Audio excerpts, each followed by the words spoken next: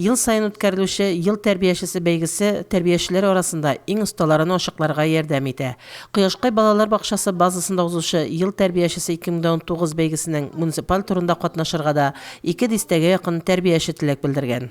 Йылдан ел яңалыкларга бай, йылдан ел тәрбиячеләребез күбрәк катнаша бу конкурсларда.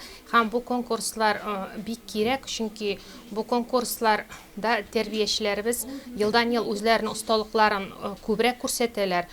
Яңа технологиялар, яңа төр формалар белән үзләренең эшчәнлекләрен күрсәтәләр. Бәйге барышында катнашучы тәрбиячеләр эшчәнлекләре белән таныштыралар, чыгыш ясыйлар, үзләре эшләгән проектны яклыйлар. Шулай ук балалар катнашында ачык дәресләр дә бирәләр. Мин бу конкурста беренче тапкыр катнашам.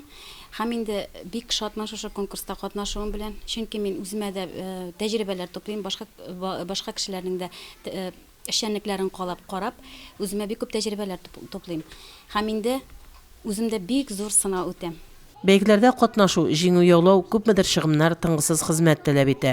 Әмма бүген замана таләп иткәнчә, мондый бәйгеләр яңаша эшләү алымнарын ачарга, үзара хезмәттәшлекне ныгытырга, үз белемеңне һәрвакыт күтәреп торуга ярдәм итә. Җиңүче тәрбиячеләребез алдагы бәйгеләрдә дә уңышлы чыгыш ясарлар дип теләп калабыз.